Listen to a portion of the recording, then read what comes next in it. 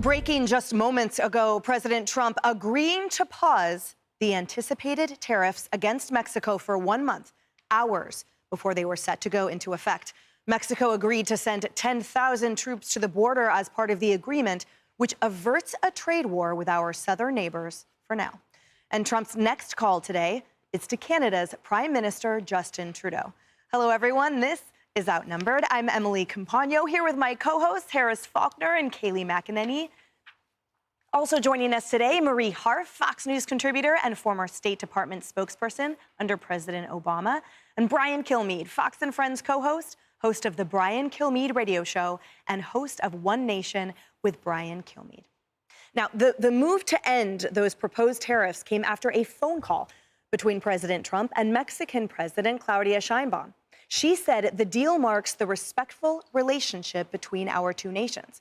President Trump is set to speak with Prime Minister Trudeau just hours from now.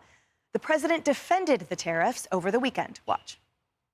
Canada's been very abusive of the United States for many years. We subsidize Canada by the tune of about $200 billion a year. And for what? What do we get out of it? We don't get anything out of it. I love the people of Canada. I disagree with the leadership of Canada. And something's going to happen there. But if they want to play the game, I don't mind. Well, Prime Minister Trudeau teased retaliatory tariffs against the U.S. and told Canadians to be prepared for the impending trade war. And now is also the time to choose Canada. There are many ways for you to do your part. It might mean checking the labels at the supermarket and picking Canadian-made products. It might mean opting for Canadian rye over Kentucky bourbon, or foregoing Florida orange juice altogether. It might mean changing your summer vacation plans to stay here in Canada and explore the many national and provincial parks, historical sites, and tourist destinations our great country has to offer. All right, the guy to my right keeps saying that. Save it for the show, Brian Kilmeade. So tell us, you're excited about this. Tell us your analysis. Okay, sir. number one, we have more stuff than they do. So if they're going to, besides Canadian bacon, what do they have? And Molson? Oh, goodness. So number one. Number two is this is a rebalancing of trade. That's what it's hoped for. And what they're going to do, too, I think it's so encouraging that they had a conversation with Mexico. He said, look, this is what we want. This is what's got to be rebalanced. I think our deficit was at $70 billion when he left office. When Biden left office, it was $158 billion in favor of Mexico. But I think the key was 10,000 more troops or 10,000 troops on their southern border when it comes to enforcing their border to stop the influx. So Tom Homan's got it down to a decrease of 92% in our southern border, but they come through Mexico. So if you could get some enforcement on their southern border, it's part of the border strategy and trade strategy all at once. I look forward to the Canadian call. Maybe it'll be collect to see if they could save some money that way and see if we can avoid this, because the market didn't love the tariff war, but the president seemed braced for it. All right, Kilmeade's coming out swinging. Marie, I want to get your thoughts on this, which is that note that the Mexican president says, look, this reflects the strength of the relationship between these two nations, and that's sort of in contrast to a lot of how the mainstream media portrays President Trump's ability to negotiate with neighboring nations. And the question specifically is, Mexico got in line real fast. So is Canada going to be next? We'll see. They're very different countries. It's a little unclear what Trump wants from Canada. We don't have the fentanyl crisis on the northern border. We don't have the same immigration crisis. But it's not just the, quote, liberal mainstream media. The Wall Street Journal called this the dumbest trade war in American history for no reason. Canada, if we put these tariffs in place with Canada, home building because of lumber, cars, oil, the number of things that will cost more for American citizens because of this trade war, again, for no reason with Canada.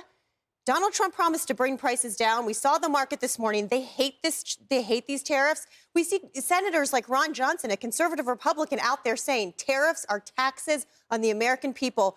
Chuck Grassley tweeting that he is pleading with Donald Trump to let things that help his state be exempted from this. This is stupid economic policy. It will cost the American taxpayer more every single day if Donald Trump follows through. And it's unclear what he wants from Canada. Mexico, I get it. The border troop, I get it. What does he want from Canada? I can help with that. What? So there is a little bit of fentanyl coming over, and a little bit is always too much.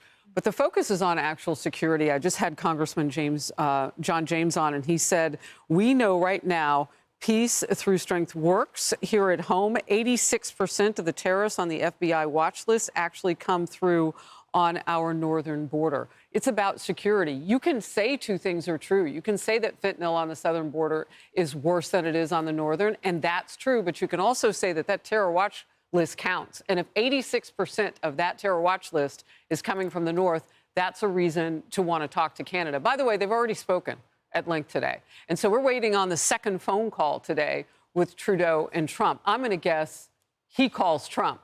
And I tell you, when you've been called the potential mayor of the 51st city of America because you're running things bad on your border, I don't know how that call will go, but it might sound a lot like Mexico's call. Like, hey, we'll do what we can, and can you delay this by at least 30 days while we talk nice to each other?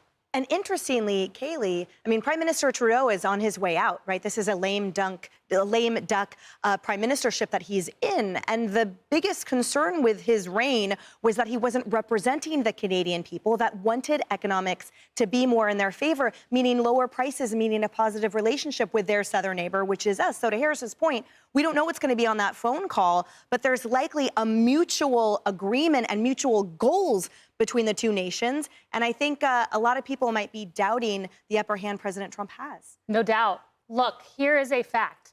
The so-called dumbest trade war ever just produced the fastest concession in American history. And I challenge anyone to come up with a rebuttal to that.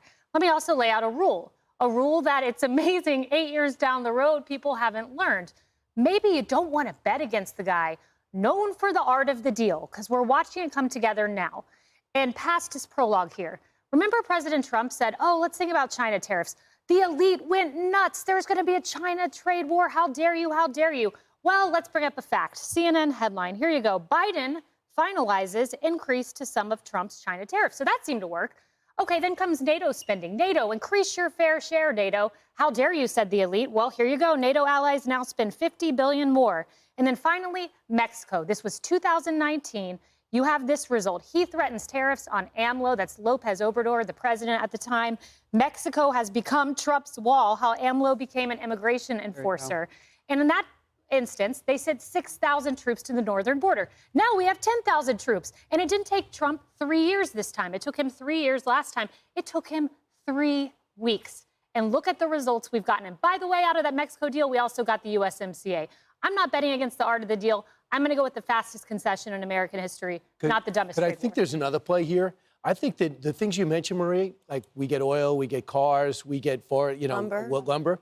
Do you know we could do all that here? Yes. And do you think instead of just saying I want to bring it all back here, he says, well, maybe we're going to have no choice. I listened to this former congresswoman from Washington State over the weekend. She said, I don't really mind the tariffs because we have enough lumber in Washington State, but there's so many rules and regulations to cutting it down, we can't do it. So, Mr. President, put tariffs on lumber, but also release the lumber here. Do you think on some level he's saying I want to build up the middle class again by making the cars, doing the lumber here? What happens when Canada puts on retaliatory tariffs against things made in states that Trump cares about? And by the way, let's see if they do that by the end of the day. They will, but by the way, let's see if that happens. Mexico sent 10,000 troops to the border in 2021 when Joe Biden was president. So it doesn't take the stock market tanking and threats of a tariff war to get Mexico to respond.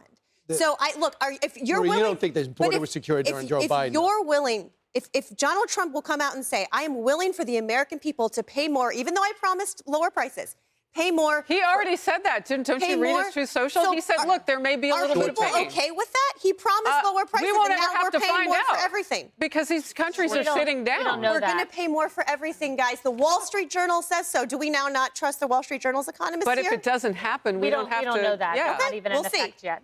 We'll see. I will And that say would be this, short term. the incentive for those countries to have businesses come here is you go from 28 to 15% of a tax if you not only do business here. That'll take you 22. You get to 15 because you're going to build and build in American jobs here. We don't know. Maybe that phone call has a lot of sweetness to it. Those companies are going to go to China. By the way, that prime minister's on his way out the door. You don't know what kind of deal he'll cut. Those companies are going to go to China, not Mexico, Nobody's going not to China, Canada, Marie. and not here. That ship Happy has sailed. Monday. Nobody's going there. That's what's going to happen, guys. We'll see. Right. We'll watch together.